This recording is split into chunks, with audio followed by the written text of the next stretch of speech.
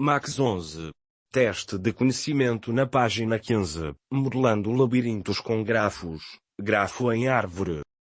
O enunciado diz-nos para observar o seguinte labirinto e definir um percurso através do mesmo, iniciando na abertura superior e terminando na inferior, conforme a indicação das setas. Para isso, devemos começar por representar o labirinto por um grafo e, com base nele, indicar uma sequência que permita percorrer o labirinto nas condições impostas. No exercício anterior, demos início à definição de uma estratégia para a modelação de labirintos, usando grafos. Deste modo, iremos aplicar a estratégia definida, acrescentando, ou melhorando, sempre que necessário, essa metodologia. Vamos então iniciar o passo 1. E marcamos no esquema do labirinto os vértices que se localizam na entrada e na saída do labirinto, e que são pontos obrigatórios de início e fim do percurso, e que no nosso caso temos apenas uma entrada e uma saída. Paralelamente no GeoGebra, podemos começar a construir o esquema do grafo, neste caso, um percurso em que o vértice de origem é a entrada no labirinto, e o vértice à extremidade é a saída do labirinto. Passo 2. Marcamos no esquema do labirinto os vértices que se localizam nos becos sem saída do mesmo, e que são pontos onde os percursos intermédios terminam, e como dissemos, é crucial incluí-los, pois qualquer percurso em que eles estejam contidos, conduz-nos a um percurso bloqueado, em que a única decisão possível é voltar para trás e escolher outro percurso alternativo. No nosso caso temos 5 vértices que caracterizam becos sem saída, mas em que um deles é especial. Becos curtos ou irrelevantes. Quando num labirinto aparecem becos muito pequenos, e que por isso mesmo, são facilmente identificáveis, evitando o bloqueio do percurso, eles podem ser descartados, simplificando a estrutura do respectivo grafo. No nosso caso, o terceiro beco sem saída é especial porque, sendo muito curto, isto é, estando muito próximo do trajeto que passa junto a ele, é facilmente identificável, evitando que seja mencionado no grafo, simplificando-o. Se não efetuássemos esta simplificação, teríamos um cruzamento adicional e desnecessário, o que iria complicar a construção do grafo. Paralelamente no GeoGebra, prosseguimos a construção do esquema do grafo, marcando os 5 vértices, embora o vértice correspondente ao beco sem saída curto esteja identificado de maneira diferente, porque ele não será um extremo de uma qualquer aresta do grafo. O beco sem saída curto está identificado como B, índice, C, I, B, de beco, I, C, I, de curto e irrelevante. Se no nosso grafo existisse mais do que um desses becos, juntaríamos à sua identificação um algarismo ao seu índice, por exemplo, B, índice, C, I, 1. Por outro lado, as ligações dos restantes 4 becos sem saída não estão neste momento ainda definidas, ou seja, ainda não estão identificados os pontos do percurso entre a entrada e a saída do labirinto, que farão a ligação com aqueles. Passo 3. Vamos iniciar a análise dos percursos dentro do labirinto, imediatamente a seguir ao vértice da entrada. E neste caso estamos perante o cruzamento 1, que é um ponto de decisão, de nível 2. E no percurso, viramos para a direita ou seguimos em frente.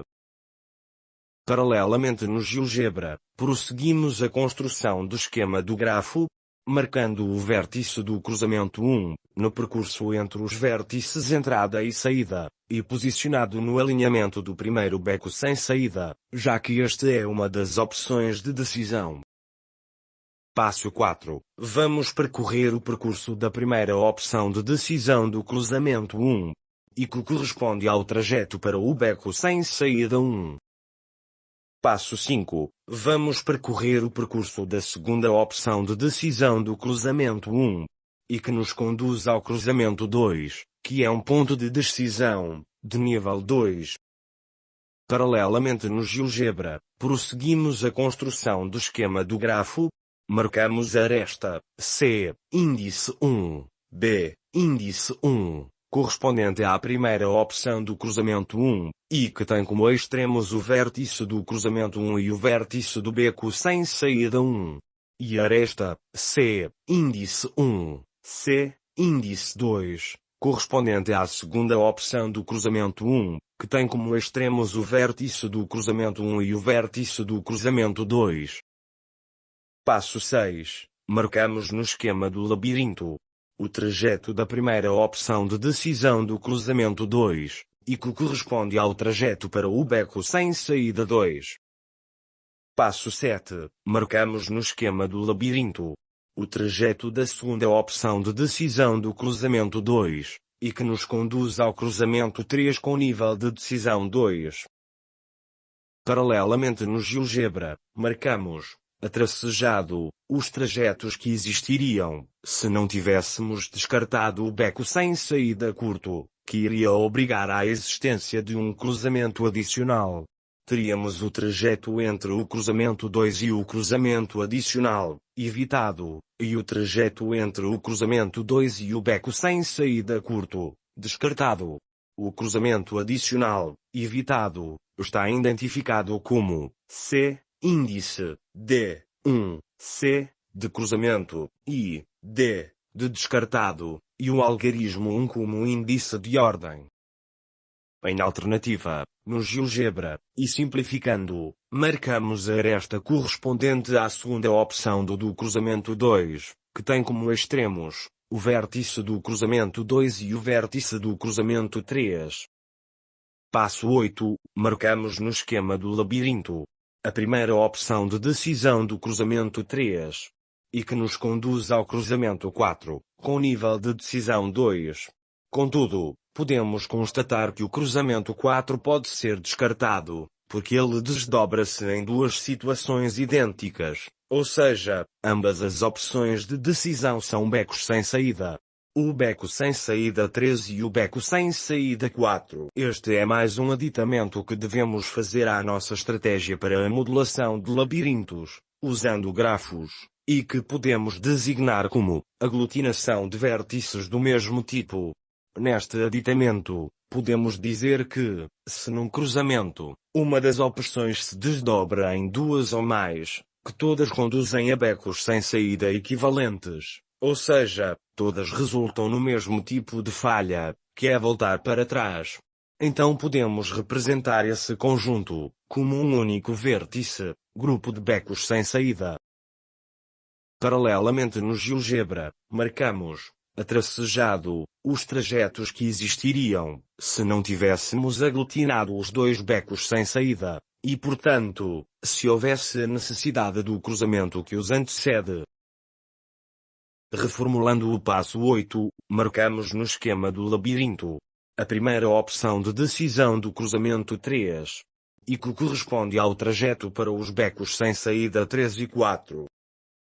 Passo 9, marcamos no esquema do labirinto a segunda opção de decisão do cruzamento 3, e que corresponde ao trajeto para a saída. Em alternativa, no GeoGebra, marcamos as arestas C, índice 3, B, índices 3 e 4, que correspondem à primeira opção do cruzamento 3, e que tem como extremos o vértice do cruzamento 3 e os vértices dos becos sem saída 3 e 4. E marcamos a aresta C, índice 3, F, que correspondente à segunda opção do cruzamento 3 e que tem como extremos o vértice do cruzamento 3 e o vértice da saída. Este é o grafo correspondente à análise efetuada à conectividade do labirinto. Por uma questão de facilidade de análise de um grafo, os vértices devem ser nomeados, e em termos gerais, podemos definir 1. A letra I, de início, para o vértice de entrada, 2. A letra F, de fim, para o vértice de saída, 3. A letra B, de beco, associado a um índice, para cada um dos becos sem saída. 4. As letras B, índice, C, I, e eventualmente com um algarismo, para cada um dos becos sem saída, curtos ou irrelevantes. 5. A letra C, de cruzamento, associado a um índice, para cada um dos cruzamentos do labirinto. 6. E a letra C, índice, D, e eventualmente com um algarismo, para cada um dos cruzamentos a descartar. No contexto dos labirintos, geralmente os grafos são não direcionados, pois os corredores podem ser percorridos em ambos os sentidos, a menos que haja restrições, o que não é o caso. Resumindo, a modelação do nosso exemplo é um grafo árvore. Tem arestas simples, porque não há laços, nem arestas múltiplas entre os mesmos vértices. É um grafo conexo, porque existe um caminho entre todos os vértices. É cíclico, isto é, não há maneira de sair de um cruzamento, dar a volta e voltar por outro caminho diferente sem recuar. Uma sequência de vértices, que traduz o percurso pelo labirinto, desde a entrada até a saída I. É por exemplo, I, C, índice 1, C, índice 2, C, índice 3 e F. Antes de finalizar, vamos ver dinamicamente no GeoGebra a construção do grafo árvore. E nela podemos analisar a sequência. Primeiro, o percurso não especificado entre o vértice I e F. Segundo, os 4 vértices associados aos 4 becos sem saída, nesta fase ainda não posicionados no grafo, bem como o beco sem saída curto, e que pode ser descartado. Terceiro, o percurso inicial entre o vértice I da entrada e o vértice C, índice 1 do cruzamento 1. Quarto, as duas opções de percurso do cruzamento 1, a primeira para o beco sem saída 1, e a segunda para o vértice C, índice 2 do cruzamento 2. Quinto, as duas opções de percurso do cruzamento 2, a primeira para o beco sem saída 2, e a segunda para o vértice C, índice 3 do cruzamento 3.